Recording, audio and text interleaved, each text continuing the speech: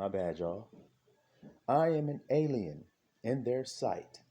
Like I said, did you guys think I was exaggerating when I said what I said? Because I said what I said. Aliens. Job says his own family members look at him as a stranger and an alien. Well, Job, you were called God's servant, so then you are an alien. Just like those people in Hebrews we read about that confessed that they were too. Just like I say it, I come from above, y'all come from beneath. We're different. Okay, I came with this love, you came with the beef.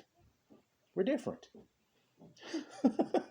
Shit, I came from above, you came from beneath. I came with this love, and you came with that stupid ass beef. We're not the same.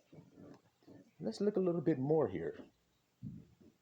Psalm 69:8. I am become a stranger unto my brethren. House enemies again? Enemies of your own household, like the master said? I am become a stranger to my brethren, and an alien unto my mother's children, siblings. His siblings don't recognize him. Same thing I go through. My own siblings told me I was crazy. See? I wasn't always. I became that. Just like the scriptures are saying here. I experienced it myself. I'm a witness to it. They called me crazy. That's what happened. I became that to them. I became strange. I became an alien. They didn't recognize me anymore. See? Who did? My own household. My mother, father, they did the same thing. They were like, this nigga's strange. Who is this guy?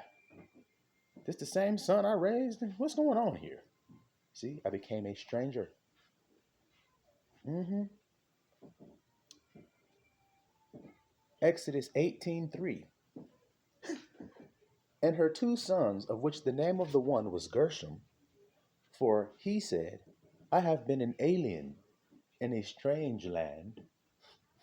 Here it is again. Yeah, when you get to the rest stop and you see the truckers with the prostitutes out back, and you see the guy over there shooting up the fentanyl into his veins, and then you see the guys in the bathroom, the two men sodomizing each other in the bathroom stall, and then you see the man that took the little girl that was at the vending machine and snatched her behind the trees over there and raped her and killed her. When you see that, then you know for damn sure you're a stranger. You know you're an alien because you'd never do that shit you're looking at. Well, it's all happening at the rest stop where you're building your dumbass stupid house made out of straw on sand.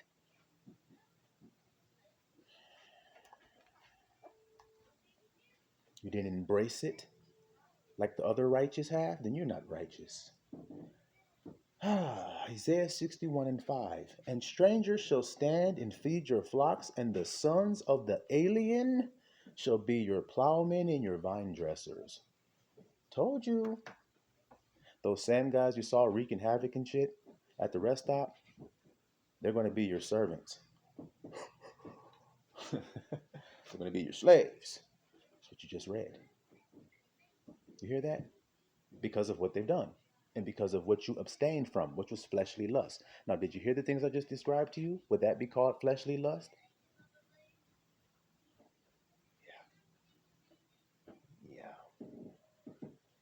So we see here over and over, I don't even have to continue.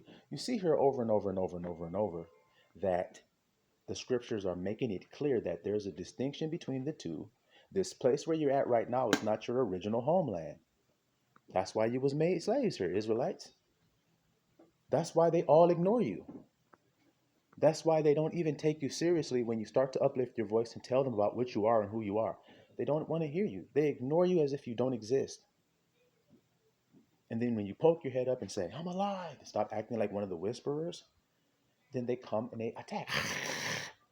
Nothing, you're just a black nigger. You're nothing but trash. You're 3/5 of a man. Who talks like that about a race of people for no reason? Who wants to steal their place so bad that they're willing to call them 3/5 of a man and a beast? But we love you. We're all pals.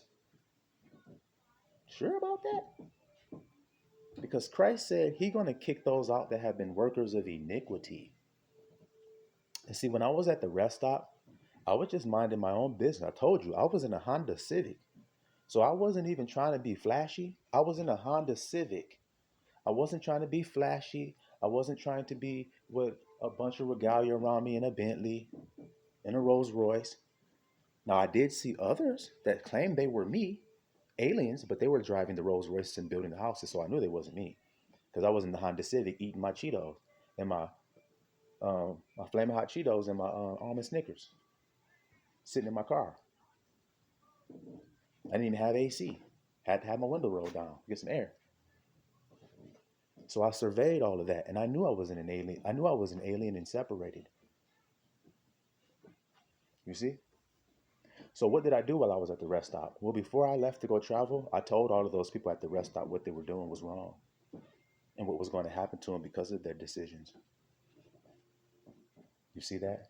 And guess what? All of those Walking Dead zombies, they didn't touch me. I walked right through the midst of them like my father did. Because there's a command that those zombies were given: touch not mine anointed. Can anybody hurt the one who has the seal of the living God in his forehead? So when the zombie sees the seal of the living God in your forehead, he just falls dumb. He flees away from you. He runs away. You see that? And that's what the movie wasn't showing you. But I'm here to tell you that that's the case. Because you're an alien, you have different attributes. When an alien comes down in a movie, isn't he always stronger than the humans? Well, it's the same thing here. One people shall be stronger than the other. Two manner of people are at your rest stop. Two different types of people are here on earth. Two types. And people say, no, there's a whole lot of different types. No, they're not. There's Israel and then everybody who's against Israel. That's actually what's going on.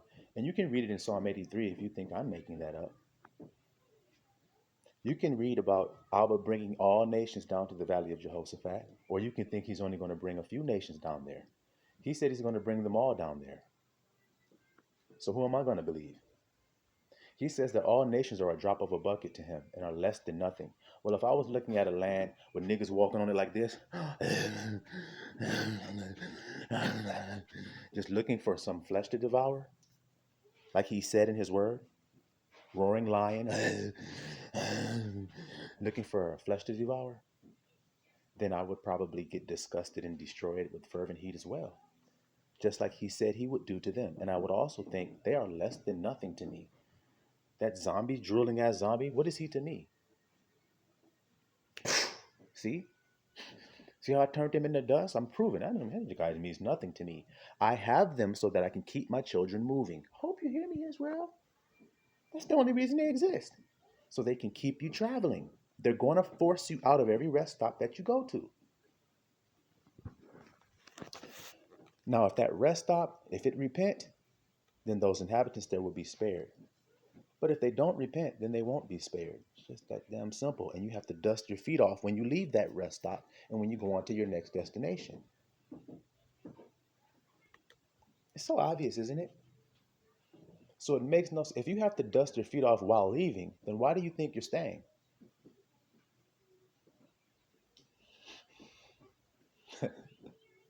Why do you think you're staying? Your city is already built, you alien.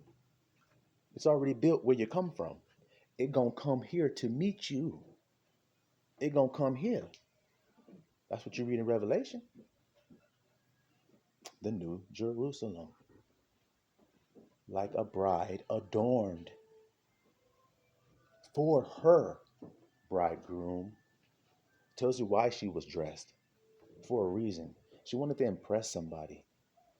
She wanted somebody to look at her and know that she was beautiful and sought after and highly valued. So that's why she made herself ready instead of doing the things that he told you not to do, which is stacking up riches here at this rest stop. In other words, what happened to all of those people in those houses that stacked up all of those riches in their houses and prepped? What happened when the terrors came? The Walking Dead, the gang stalkers. They rooted them out of there. And they don't even eat that stuff. Ain't that something? They don't even eat cereal and MREs. They don't want that. They don't want water. They only have one particular thing that satisfies that hunger of theirs. You is you. So many times Christ had to walk through the midst of the zombies. Walk right through them. And if you watch The Walking Dead, there's many times if they were just calm and relaxed, they could have just walked right through them. But they're so terrified of them. When they see him coming, they get so scared. Isn't it true? Well, that's proving who you is, little flock. Sheep get scared when they see wolves coming to eat them.